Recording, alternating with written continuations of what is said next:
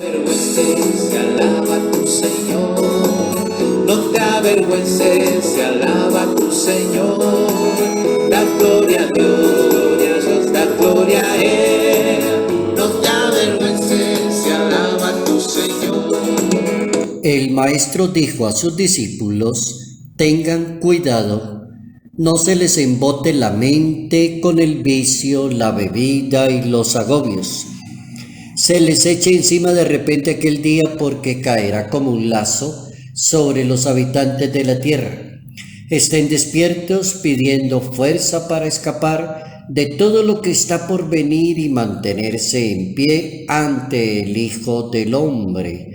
Evangelio según San Lucas, capítulo 21, versos 34 al 36. Llegamos al final del discurso apocalíptico de Jesús de Nazaret, con las advertencias, con el vocabulario, con las frases cortas, con las buenas recomendaciones del Maestro acerca del fin del mundo, la inminencia de la llegada de su reino, cómo comportarse ante esta realidad. Hoy nos corresponde pensar eso, cómo comportarnos ante la realidad del reino de Dios y el fin del mismo milenio.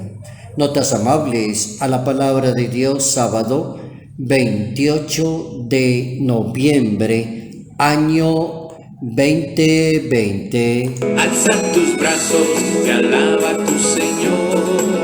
Alza tus brazos, te alaba tu Señor. Da gloria a Dios, da gloria a Él. Ubicados en ese capítulo 21, a partir del verso 1 hasta el 36, podemos dar un buen paseo acerca de la llegada del reino de Dios, la inminencia de Dios en el mundo de nosotros, la irrupción de ese reino y cómo tener cuidado, estar vigilantes, estar atentos. 9 recomendaciones que hace el Maestro. Hoy estamos ubicados en los versos 34 al 36 propiamente, y es el final del discurso apocalíptico del Maestro. Como que el Maestro da un último consejo convocándonos a 2 cosas esenciales: a ser personas vigilantes, 2, a ser personas de oración.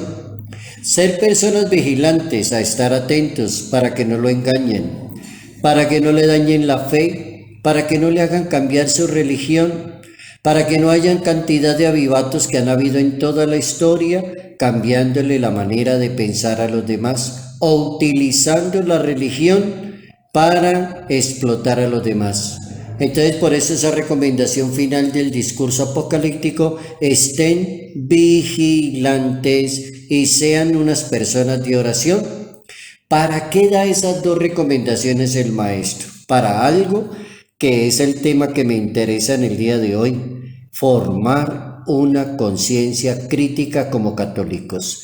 Formar una conciencia crítica como católicos. Es muy importante que las personas estén preparadas y atentas cuando la espera es larga. Entonces, si la persona no tiene una conciencia crítica, entonces corre el peligro de ser desatento, perder el acontecimiento, se embota el corazón, se deja llevar del libertinaje, el alcoholismo, el desorden, la embriaguez y las preocupaciones de la vida, y terminan desorientando y acabando con la salvación de las personas. Allá llega eso. Entonces, ¿dónde está la clave? Si una persona quisiera tener un buen consejo, habría que decirle: trabaje mucho la conciencia crítica, conciencia. Entonces, hay que ser amigos de las definiciones. Cuando uno se vuelve amigo de las definiciones, se vuelve muy inteligente y muy práctico, porque uno aprende a definir y no le da tantas vueltas al asunto. Entonces, lo primero que había que definir es qué es una conciencia moral. ¿Cómo sabemos que tenemos conciencia moral? Y hay una definición chiquitita en materia de teología moral de decir que la conciencia es la voz de Dios. La conciencia es la ley de Dios escrita en el corazón del ser humano. La conciencia es la palabra de Dios que le sirve al ser humano como instrumento para evaluar lo que es bueno, lo que es malo, lo que es justo, lo que es injusto, lo que se puede, lo que no se puede, lo permitido, lo no permitido. Conciencia es que lleva a cada persona escrita en su corazón una ley y esa se la escribe Dios. Nacemos con una conciencia, la vamos perdiendo o la vamos desarmando y hay personas que se vuelven con una conciencia escrupulosa, hay personas que ya no tienen ni conciencia, hay personas que creen que todo se puede, hay personas que les gusta más el pecado y menos la gracia.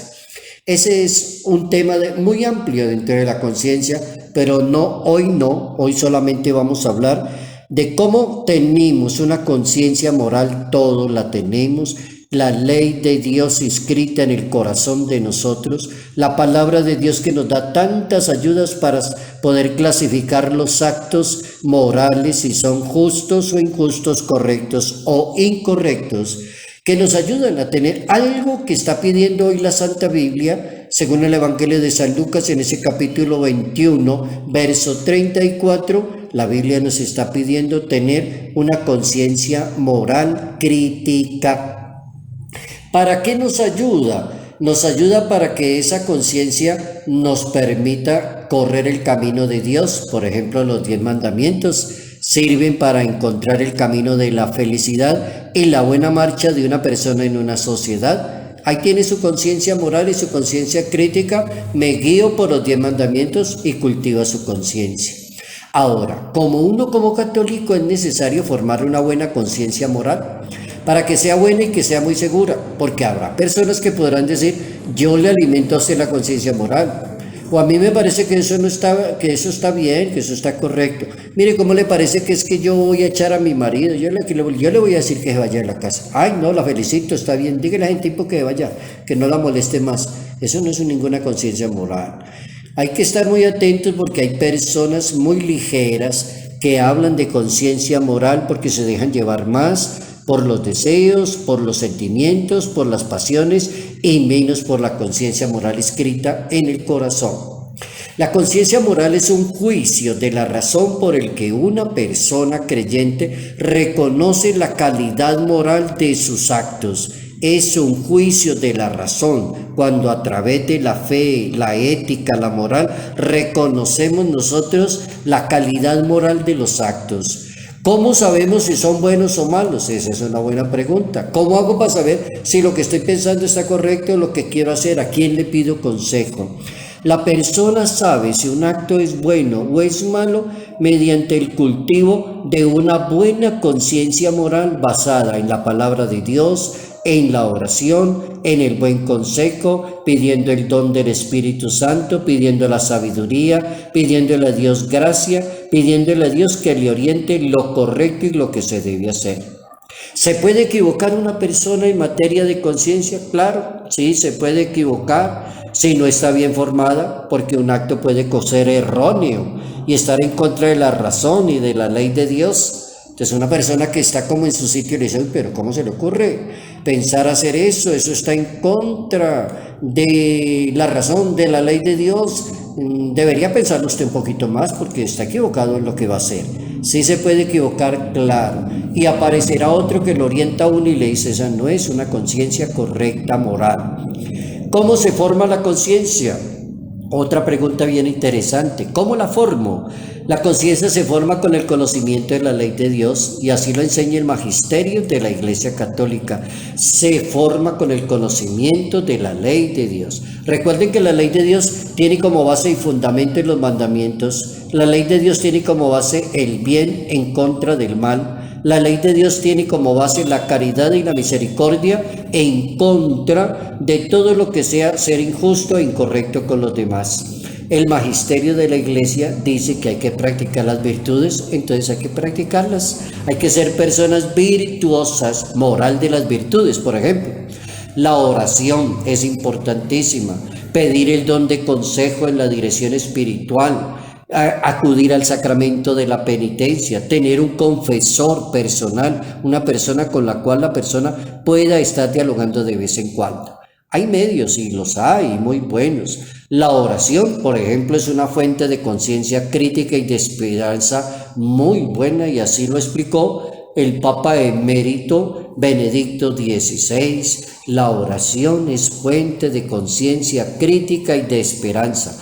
Tal como lo dice el Evangelio, estén en vela, oren todo el tiempo, oren para que no caigan en la tentación, oren para que no se equivoquen, dice la Santa Biblia, oren, tengan cuidado, no se les embote la mente con el vicio, la bebida y los agobios de la vida, para estar en ese sentido. El verdadero Señor, decía el Papa Benemérito Benedicto XVI, el Evangelio dice que hay que velar, estar en vela, hay que orar y hay que tener una conciencia crítica para poder vivir de acuerdo a la ley de Dios, para no equivocarnos, cultivarla, cultivar esa conciencia, no dejarla perder, no darle rienda suelta a las tentaciones y entonces creer que es que yo tengo una buena conciencia. No se engañe usted mismo. La conciencia tiene su definición, tiene cómo cultivarla y tiene dónde fundamentarla, según el magisterio de la Iglesia Católica, en la palabra de Dios, en los buenos actos y cómo los podemos corregir. Bien interesante terminar ya prácticamente este tiempo y abrir mañana domingo, ya empezar el tiempo de Adviento. Nos preparamos para el nacimiento de Jesús, el Salvador del mundo. Gloria a Dios, Dios da gloria a Él. Vamos cantando con todo su poder. Salud, paz y bendición. Bendición en el nombre del Padre, bendición en el nombre del Hijo, bendición en el nombre del Espíritu Santo. Padre Jairo Yate Ramírez, Arquidiócesis de Ibagué. No te avergüences, se alaba a tu Señor. No te avergüences, se alaba a tu Señor.